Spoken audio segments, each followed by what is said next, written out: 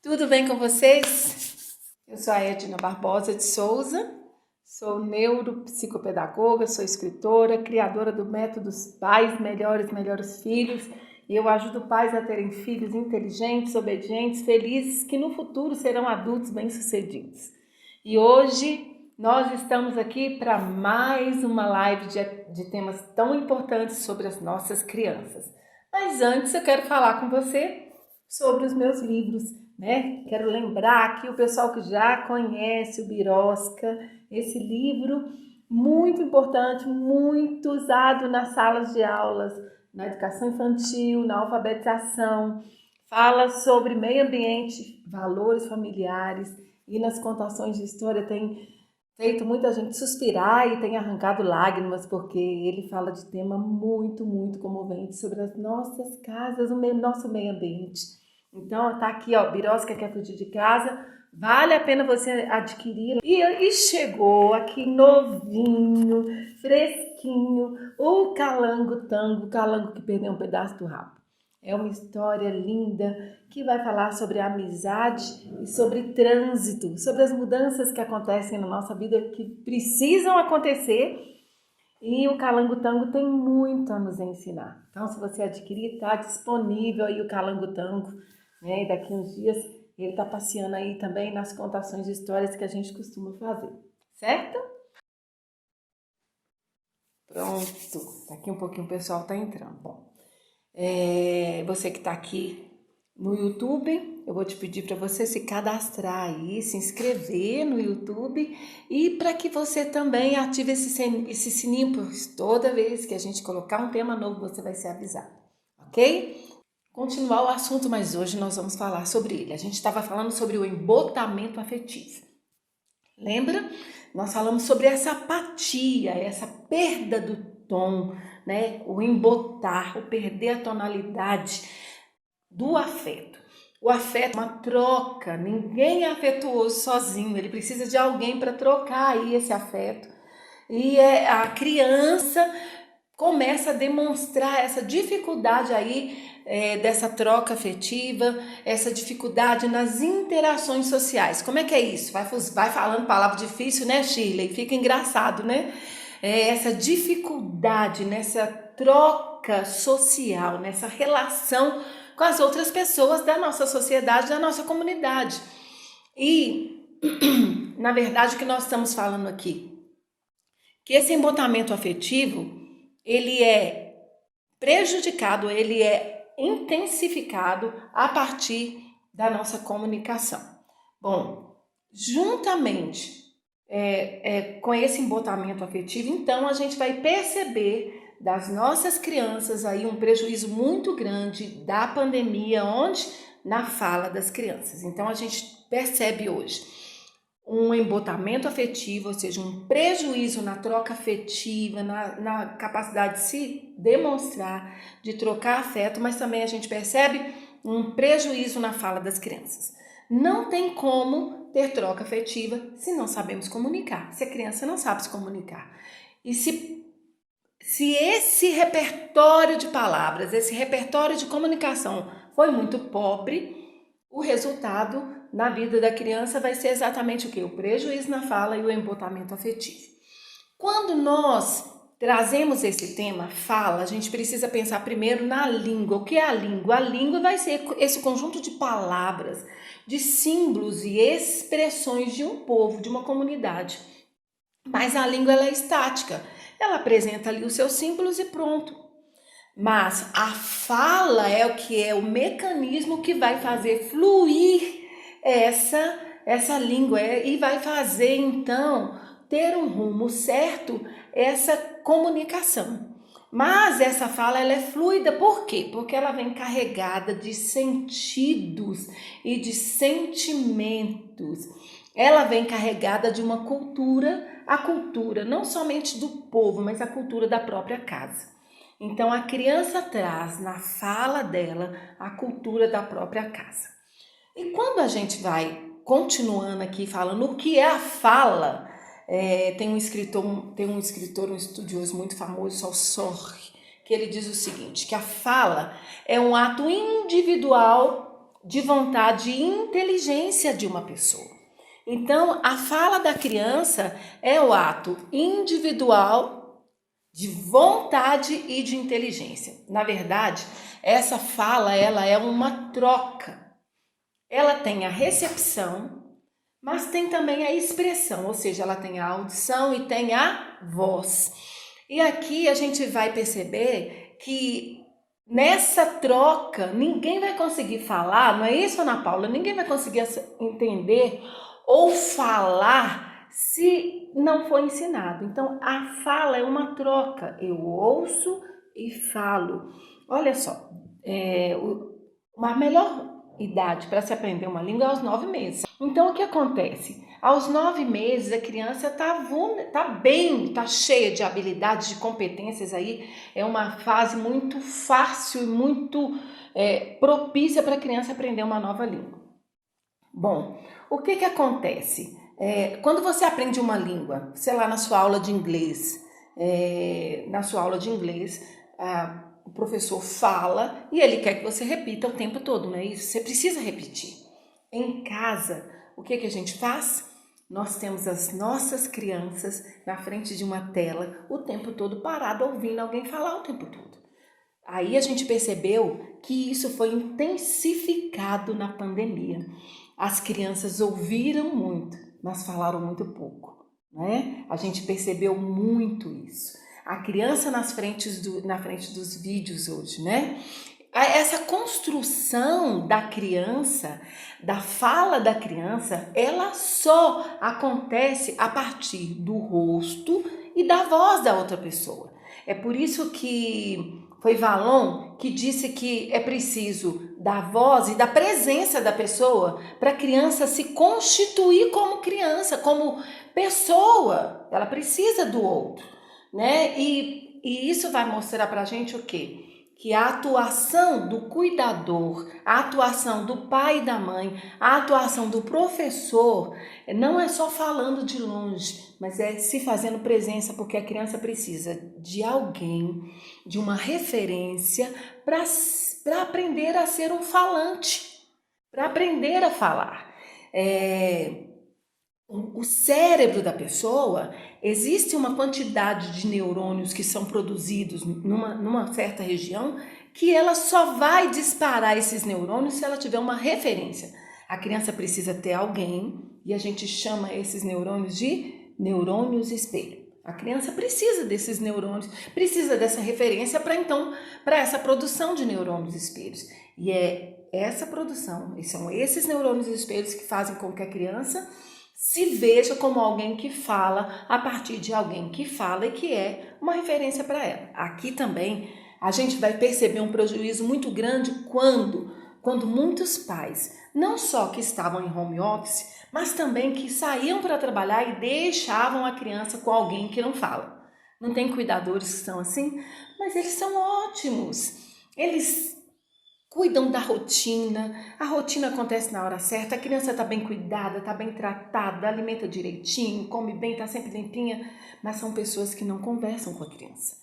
E aqui a gente vai ter um outro prejuízo na fala também. Então é preciso pensar aí, olha aí, quando você for escolher, for selecionar alguém para tratar, para ficar com as crianças, com a sua criança, você tem que pensar nisso. É comunicativo? Gosta de falar com a criança? Porque é alguém que vai estar ali num período de tempo talvez muito grande na sua ausência, né? E aí a gente vai pensar que para a criança se ver falante é preciso da fala e da presença de alguém para que essa pessoa, então, para que essa criança, então, aprenda a falar. Como acontece, então, esse desenvolvimento dessa criança aqui na minha casa, Edna? Como é que eu propicio? Para isso, você precisa entender uma coisa. Que a fala, primeiro, ela tem uma característica, ela tem uma dimensão que é biológica. Então, a criança, até 1 ano, se eu começo a perceber que ela está tendo dificuldade na fala, eu já preciso ficar atenta. Eu já preciso me atentar. E a dificuldade na fala, quando eu percebo que é uma questão biológica, que a criança não consegue falar, não consegue expressar, ou não tem nenhum som saindo, né, dessa criança, dos lábios dessa criança, ou então são sons imperceptíveis, são grunhidos apenas, eu já preciso ficar atenta. Então eu vou levar para quem? Para o fonoaudiólogo, vou levar para o médico, né? Para o pediatra, para fazer uma avaliação. A outra dimensão da fala é a dimensão psicológica, né? Existem ambientes que são tão traumáticos que eles vão causar aí uma dificuldade nessa criança de fluir. Eu não te falei que a fala é um mecanismo fluido da expressão, da voz da pessoa, da comunicação? Então existem ambientes que são repressores, ambientes onde tem muita briga, onde tem muito álcool, droga, né? Onde tem muitos distúrbios, muitos gritos constantes causam um alerta no cérebro dessa criança. E isso pode paralisar, pode afetar a fala da criança. A gente precisa pensar nesse ambiente que a criança está. Eu começo a perceber isso, eu começo a perceber que essa criança não desenvolve, que ela mostra medo quando está diante de algumas pessoas, diante de algumas expressões, diante de algumas músicas, ou até mesmo se essa criança não se expressa, né? Eu já tive alunos que tinham mutismo. Você já ouviu falar sobre o mutismo? A criança não consegue falar, ela não fala em determinados ambientes, ela não se expressa. Talvez em casa ela fale, como dizia a mãe para mim, mas em casa ela conversa, ela fala tudo, mas na escola ela não conseguia falar, nem com os colegas e nem com o professor, com ninguém. Ela entrava muda e saía calada, né? Isso pode caracterizar, ou isso caracteriza o mutismo, ou um problema que é psicológico. Aí a gente vai mandar então essa criança para um psicólogo, para fazer uma avaliação de um psicólogo. Mas existe uma outra dimensão da fala, que é a dimensão pedagógica, que é a dimensão da aprendizagem. Na dimensão da aprendizagem, papai e mamãe, fica atento, a gente vai pensar, vai se atentar no nível de maturação. Hoje eu não vou trazer muitos dados científicos, até porque aqui é uma live onde a gente está falando mais para os pais e para as mães, então eu vou falar na minha visão de psicopedagoga, de especialista em neuroaprendizagem, eu vou trazer nessa visão. Na visão pedagógica, o que você precisa ficar atento? Com um ano, essa criança ela precisa ter um repertório de palavras, ela precisa ter uma quantidade de palavras aí que você está percebendo que ela já pronuncia palavras, algumas palavras ainda são erradas, mas ela está sempre pronunciando palavras, ela repete as palavras. Na verdade, a partir de 6 meses, a criança já quer começar a falar, não é isso? Ela fica ali tentando falar, ela fica tentando balbuciar, esses balbucios, né? Com 8, com 9 meses, a criança já está falando algumas palavras. Mesmo que não sejam palavras bem expressadas, mas ela já está falando. Com 1 ano, ela já precisa ter um repertório de palavras. E aí você precisa ficar atento nisso, porque existe um nível de maturação. 2 anos, a criança já forma frases. Na verdade, com 1 ano e 6 meses, o esperado é que uma criança já forme frases curtas, mas que ela já forme frases. Com 2 anos, essas frases já vão fluir com mais facilidade. E com 2 anos e meio a 3 anos, essa criança consegue fazer um reconto de recados, reconto de pequenas histórias ou de pequenos acontecimentos. Se você não percebe isso em 1 ano e meio, 2 anos e meio, então você já precisa procurar aqui também, né, o especialista e levar sua criança para uma avaliação, tá? Existem 2 agências de aprendizagem da fala, não é isso? Existe a família, né? A família é o lugar dos estímulos. O que é a fala? Lembra que a gente falou lá em cima o que é a fala? Que é esse ato individual de vontade e de inteligência.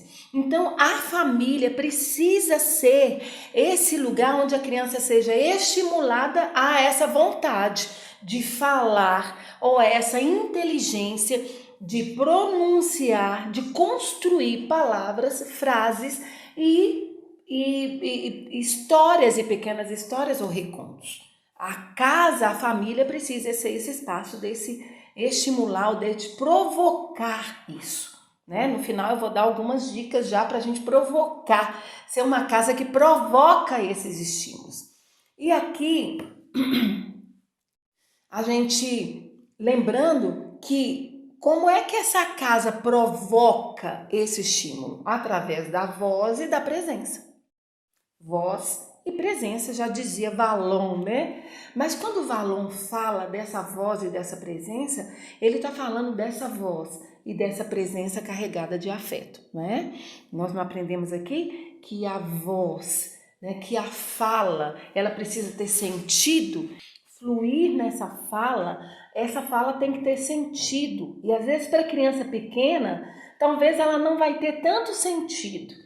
Mas o afeto que você trouxer para essa fala vai trazer sentido para essa criança quando ela repetir aquela palavra. A construção da identidade da criança, eu vou falar da construção da identidade, da construção do psiquismo da criança, ou seja, do emocional, e a construção da fala da criança para ela se ver como falante, vai acontecer dentro dessa família se tiver voz e presença carregada de afeto. Mas como é que você vai ensinar então a criança a falar? Principalmente quando nós temos em casa crianças com um prejuízo, com um atraso na fala muito grande. A gente vai ver crianças de 1 ano que quase não se expressam. A gente vai ver crianças de 1 ano que falam pouquíssimas palavras. A gente vai ver crianças de 1 ano e meio, quase 2 anos, que não constroem uma frase, que não sabem pedir algo, que falam pouquíssimas palavras. Como que a gente fala? Bom, primeiro deixa eu te dar um exemplo aqui. De repente você é um pai que na pandemia aí, né, trabalhava em home office o tempo todo, aí voltado para esse trabalho, dentro de casa. E aí você tinha todo aquele cuidado com a rotina da criança. Então, naquele momento certo, você levava aí para a criança o alimento, e quando a criança estava chorando demais, tinha horário do sono, tinha horário do banho, e às vezes você colocava na frente das telas, né? E a criança estava ali.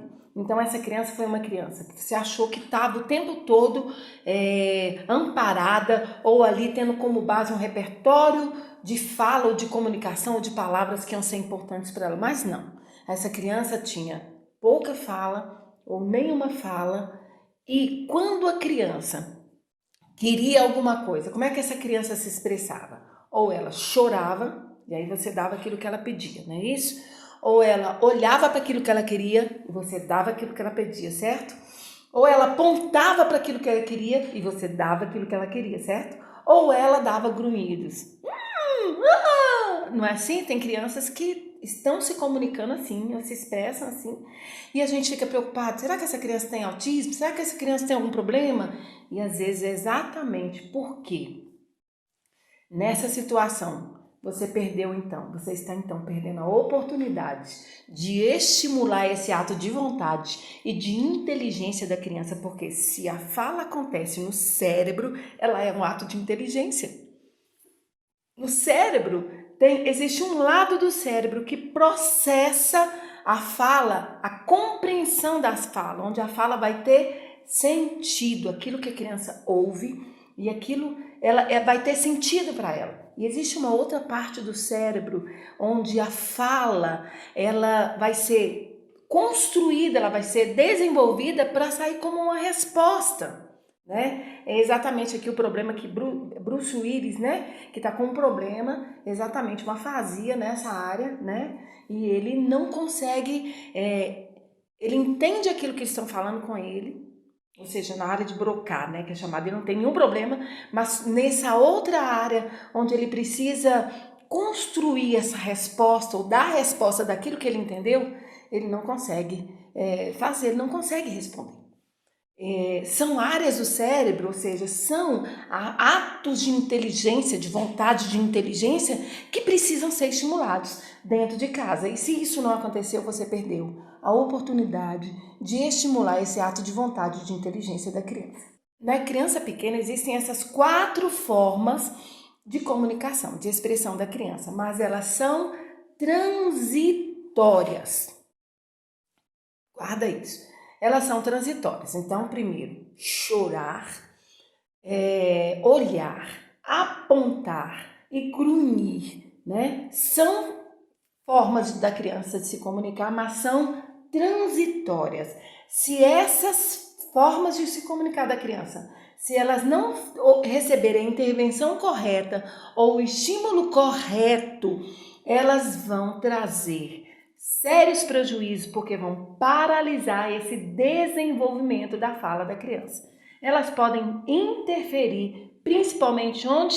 Na segunda agência de fala, de ensino da fala da criança, que é a escola, não é? A família e a escola, onde a criança aprende a comunicação e a expressão.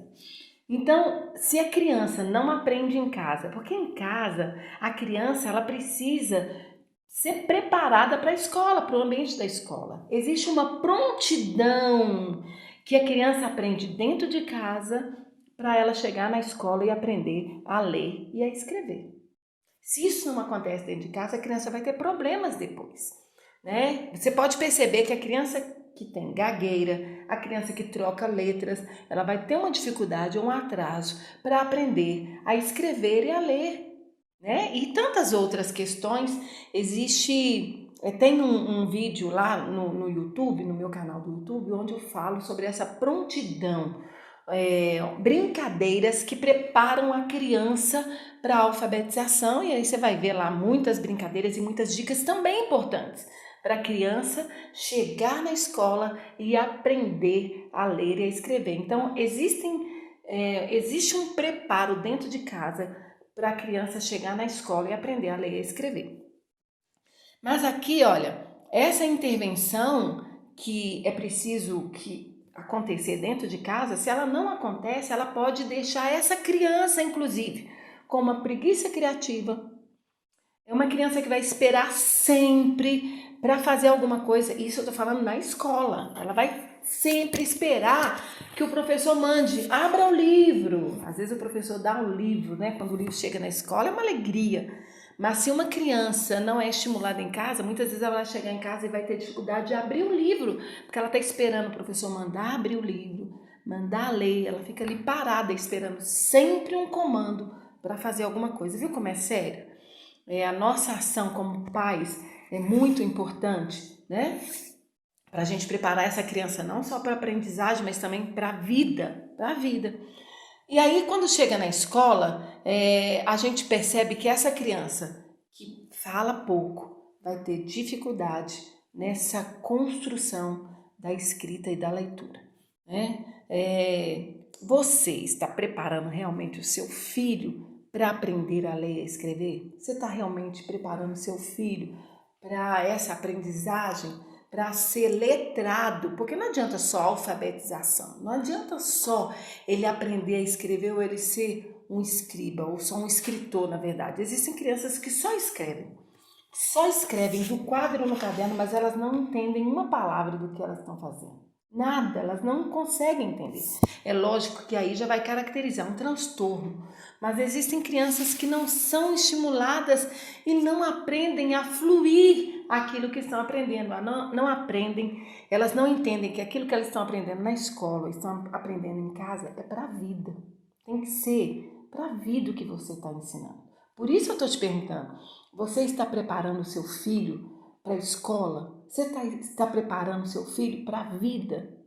Deixa eu citar o exemplo aqui de 3 tipos de pais que a gente vê muito na escola. Primeiro, é o pai que escolhe a escola para te substituir, né? Não, eu não quero nem saber o que acontece lá, eu quero ficar livre, eu quero descansar do meu filho nessas horas que ele está na escola. Então, o que importa é que eu vou colocar ele lá e ele vai sair bonitinho para mim, rindo para mim, tá tudo muito bem, porque o que ele ensina lá, o que aprende lá, para mim não importa. Existe esse tipo de pai. Existe o segundo tipo de pai, que é o pai tanto faz. O pai tanto faz e ele não quer saber. Ele só colocou na escola e pronto, eu coloquei, porque senão o conselho tutelar vai atrás de mim, né? E eu vou ter um problema. Eu não estou preparado para o homeschool, não. Eu quero o meu filho na escola, eu não quero saber o que acontece lá, né? E quando chega no final do ano, ele se assusta quando ele vai ver a situação do filho dele, porque ele não é um pai presente. Então, não é só a voz e a presença. Não é só o comando e a presença. Porque você é uma referência. E tem o terceiro tipo de pai, que é o pai parceiro. O pai parceiro é aquele que escolhe a escola com o objetivo de fazer uma parceria. Olha, eu vou deixar meu filho aqui tantas horas e eu quero saber de tudo que acontece aqui, porque lá em casa eu quero ter um mesmo padrão, eu quero acompanhar, eu quero saber a rotina da criança, porque em casa eu vou dar sequência nessa rotina, eu quero saber como é que vocês estimulam a leitura da criança, porque lá em casa eu quero fazer também, eu quero estimular também. Então é um pai parceiro, ele quer acompanhar em casa nos finais de semana, mais ou menos como acontece na escola, porque ele quer fazer uma parceria. E isso é importante, é esse tipo de pai que nós estamos querendo na escola também, né?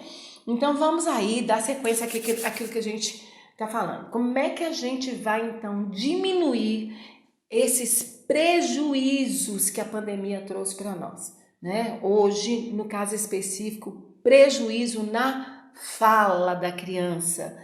E só para lembrar aqui que para muitos estudiosos ou pessoas que já estão pesquisando os prejuízos da pandemia nas nossas crianças pequenas, muitos já chegaram na conclusão que a repercussão desse prejuízo é para mais ou menos 5 anos. São 5 anos de prejuízos aí na escola, na aprendizagem da criança.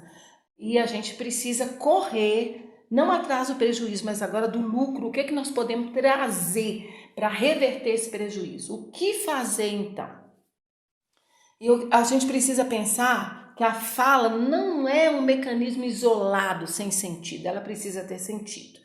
Então, primeira dica que eu quero deixar para vocês aqui hoje é que a fala, que você precisa trazer a fala para a dimensão do afeto.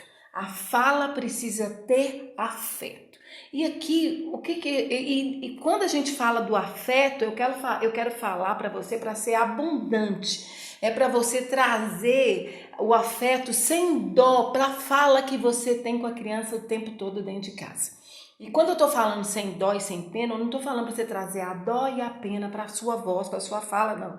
Que esse é um dos problemas, principalmente da mãe, que a criança sente na fala da mãe muitas vezes essa dó, essa pena, e isso muitas vezes faz com que a criança não a entenda que aquele é um comando que você está dando. Você percebeu aí que há uma diferença muitas vezes na fala do pai e na fala da mãe? Porque muitas vezes o pai consegue trazer essa positividade, essa impositividade na fala que é necessário naquela hora e que muitas vezes a mãe não traz, porque a mãe tem pena, a mãe tem dó. Então, tira isso, não é isso que eu quero dizer. Eu quero dizer para você ser abundante na dimensão do afeto. E aqui o que a gente vai entender? Que quando a criança ela é pequena, ela vai entender, se ver falante a partir de quê? Do maternês, do paternês. Já ouviu falar sobre isso? É uma voz carregada, embalada de afeto, embalada de uma semântica, de um sentido de carinho que a criança sente e se acalma na voz da mãe, na voz do pai, porque ela já ouvia aquela voz desde o feto, desde o útero, ela já ouvia essa voz. E agora quando nasce essa criança e na medida em que ela vai crescendo, ela vai percebendo essa fala carregada de afeto e muitas vezes a gente vai precisar trazer essa fala para aquilo que a gente está fazendo. Então traga esse afeto. Na dimensão do afeto é que a criança vai entender a sua identidade. Então vamos lá. Quem eu sou? A criança entende na dimensão do afeto, na fala. Então a fala carregada de afeto vai mostrar para a criança quem ela é, quem eu sou. Mas a fala também carregada de afeto vai conduzir a criança na forma de lidar com as emoções. Ou seja, como eu estou? Eu estou bem ou estou triste? E às vezes a criança está ali chorando, querendo alguma coisa, e a voz da mãe é que vai embalando esse momento e falando para ela: olha, eu sei que você está nessa hora querendo a mamadeira, calma, a mamãe tá chegando. Então a voz vai embalando, vai conduzindo as emoções da criança até que a presença da mãe se faz ali, e esse conjunto é que vai conduzindo a criança, o psiquismo da criança, ou seja, a forma da criança lidar com as emoções. Mas se você é uma mãe que grita de lá e fala, calma, não percebe que a mamãe está ocupada, o papai está fazendo alguma coisa, mas a gente vai chegar aí. Não tem afeto aí, né? Esses gritos, essas manifestações vão trazer prejuízos aí nessa fala. Então a fala vai fazer a criança se ver emocionalmente, ou seja, como eu estou, ou lidar com as emoções, né? Você já viu um vídeo de uma mãe que ela está cantando e a criança de repente começa a chorar e ela se emociona? I beg you for mercy. It hurts me, 'cause when you sing you wake up missing you when the one... Isso é uma comprovação aqui de que a voz da mãe, né, essa forma da mãe falar, tinha tanto afeto que a criança consegue perceber esse afeto nessa hora. E aqui tem a terceira dica que eu quero deixar aí para você, é que a fala, ela conduz a forma da criança se expressar. Então, a fala cheia de afeto vai dizer para a criança como eu me expresso. Como eu me expresso. Nós temos casos lá na escola, eu já vi casos assim também lá em outros lugares, onde a criança ela tem muita dificuldade de se expressar. Mas antes de ir para estar com a gente, ou da mãe, sempre trabalhando, a pessoa que ficava com essa criança não se comunicava. Era uma criança que ficava o tempo todo ali, quietinha ali, no carrinho, né? Ou num cantinho ali. Era uma criança que não tinha essa troca, ela não recebia esse afeto. Você percebeu o perigo que é isso? Então, a voz embalada de afeto conduz a criança na identidade, ou seja, quem eu sou, na forma de lidar com as emoções, ou seja, como eu estou, e na forma de se expressar, na forma de falar, ou seja, como eu me expresso. A segunda dica que eu quero deixar para você aqui, como a gente vai diminuir esse prejuízo na fala da criança, que é estimular e provocar a vontade e a inteligência da criança. Aí eu vou dar 3 dicas para vocês. Primeiro, na primeira forma da criança se expressar, lembra que eu falei a primeira forma da criança, a primeira forma de comunicação da criança, que é o choro? Quando a criança chora, o bebê reconhece na voz da mãe e vai se acalmando até a mãe se fazer presente, certo? Então, como é que eu lido no choro da criança? A criança quer comer, né? E a criança tá chorando, tá na hora, a rotina dela já tá tão instalado, né? E aí você traz o afeto e vai tentando, e vai acalmando a voz, acalmando as emoções dessa criança na sua fala, até a hora que você chega lá e entrega à criança aquilo que ela quer, tá? Essa é uma forma porque você tá distante. Agora, quando a criança só chora e quer algo, você vai começar a mostrar para essa criança aquilo que ela quer. Então agora tem a segunda forma de comunicação dessa criança. A segunda forma é olhar. Às vezes ela chora e quando você chega e tenta acalmar, ela olha para aquilo que ela quer, né? E aí você vai fazer o que quando a criança olha? Você pergunta para a criança, o que você quer? Ela está olhando e aí você diz, você quer isso? Você quer água? Sim, então você vai receber água, né? Água se expressa para a pessoa. A criança olhou, você se expressa para a criança. Você quer água. Entrega para a criança água. Da segunda forma da criança se expressar, chorar, olhar. A terceira forma agora é apontar. Quando a criança começar a entender que ela olhou e que você deu a ela, e disse água, talvez a criança passe agora para comunicar-se apontando. E quando a criança aponta aquilo que você quer, você novamente vai perguntar para a criança, Apontar, é água, porque às vezes a criança aponta e às vezes ela vai pegar a sua mão e vai apontar. Lembra que eu falei? Essas formas de comunicação são transitórias. Elas não podem continuar. A criança precisa desenvolver e precisa passar para outra fase. Então agora quando ela aponta, você novamente vai nomear aquilo que ela quer. Você quer água, então você dá água para a criança. Da segunda vez, a criança vai apontar e você diz: água, e aponta e dá para a criança. Da terceira vez, você diz o que você quer e ela vai apontar. Mas o que é isso? Se a criança ainda não expressa, você vai ensinar para ela água. Mas daqui um pouco, quando a criança apontar, você pergunta o que é. Diga, você sabe. Estimule a criança a se expressar, a falar água. Até a hora que você percebe, ela já fala água, e quando ela apontar, você pergunta o que você quer e fique esperando. Ignore. Algumas vezes você vai ter que ignorar. Eu não estou dizendo daquele momento que a criança apontou e você disse uma vez e agora ela vai esgoelar e chorar. Não. Algumas vezes você vai ignorar até a criança apontar e dizer água. Isso quer dizer que você está no caminho certo. E quando ela disser água, celebre, elogie, que bom. E aí você entrega a água para a criança.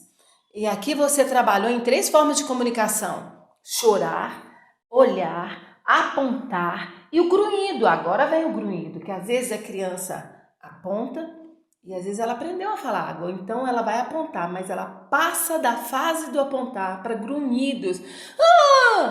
Nem chorou e nem apontou, mas ela se expressa de alguma forma, né? É preciso ficar atento nesses grunhidos, porque eles não podem permanecer. Eles têm um tempo para existir, tá? Então, grunhido, você vai agir da mesma forma que apontar, né? Você mostra para a criança, diz que aquele grunhido não é a palavra, e você mostra para a criança: não, é água. Para a criança perceber que ela está se expressando da mesma forma que você mostrou para ela. Mas você diga para ela água, e assim você entrega para a criança a água. E passando por esse mesmo processo de estimular, algum momento você vai ignorar até que a criança vai falar água e você vai entregar para ela ali o copo e vai celebrar com ela, certo? E aí a terceira dica que eu quero te dar sobre como provocar a fala da criança aí e como sair desse prejuízo da pandemia de muitas crianças com atraso na fala, aí eu vou te falar do banho sonoro. O que é isso, o banho sonoro? Eu vou falar um pouquinho sobre o banho sonoro aqui agora, mas eu vou falar melhor sobre o banho sonoro quando eu estiver falando sobre os nossos pilares de uma criança feliz. Aí a gente vai ter uma live para isso. Quando a gente for falar sobre a música, eu vou falar mais sobre o banho sonoro. Bom, mas agora o que é o banho sonoro? O banho sonoro, eu quero que você pense família, eu quero que você pense escola, como agências de estimular aí essa vontade, essa inteligência que é a fala. Eu quero que você pense que vocês são a agência que dão acesso à criança à fala, dão acesso à criança aos meios que produzem, que estimulam a fala. Então, a família também precisa provocar esses banhos sonoros na criança, no bebê, na criança de 1, de 2, de 3, de 4, de 5 anos, é dar acesso ao mundo das palavras em todos os sentidos. Palavras precisam fazer sentido. Eu preciso mostrar para a criança pequena que é uma caneca. Eu preciso mostrar para a criança pequena que aqui tem água. Eu preciso mostrar com paciência para a criança pequena que aqui é um livro de história, que aqui tem um livro, tem uma história linda, cheia de palavras e que eu vou ler essa história para a criança. Eu preciso mostrar, dar esse banho na criança de sons, eu preciso imergir a criança numa variedade de sons, de tons, de formas de falar recobertas de afeto. E aqui vai entrar a canção de ninar, quando a criança estiver com sono, a canção para a criança se alimentar, a contação de história, onde você vai então usar milhares de recursos na voz, na fala, na forma de se expressar, que vai estimular, que vai servir de estímulo, vai dar vontade da criança de repetir aquilo que você está falando. Lembrou que quando você vai aprender a falar alguma coisa, aprender uma nova língua, a pessoa fala e você repete? Você é a referência? Você é a professora ou o professor? Então, zele dessa sua função, desse modelo que você é. Cuide, né? Cuide dessa sua função, ou desse ambiente que é a casa, como agência aí de provocar essa inteligência que é a fala da criança. A nossa responsabilidade é muito grande para dirimir esse prejuízo da pandemia aí no embotamento afetivo das crianças e na fala, que estão assim, entrelaçados. Ninguém faz uma troca afetiva sem aprender a se comunicar. Então a gente fecha essa live falando sobre isso, que é preciso estimular as nossas crianças. É preciso trazer a dimensão do afeto para a fala, é preciso provocar através desse afeto, aí principalmente atendendo a criança, estimulando a forma da criança repetir, e é preciso desse banho sonoro nas nossas crianças, que ficar na frente das telas, isso não é estimular a fala e a comunicação da criança. É preciso de uma troca para que haja comunicação. Um beijo para você. Na semana que vem eu vou começar a falar então sobre os pilares que vão promover, que vão aumentar o nível de felicidade da criança. E na semana que vem eu começo a falar desses pilares para você. E eu espero você na semana que vem. Um beijo para você. Até a próxima semana. Um abraço para você que ficou aqui. Vai lá. Procura saber sobre o calangotango, sobre o birosca, que já estão disponíveis, e a gente vai entregar para você aí na sua casa. Até semana que vem.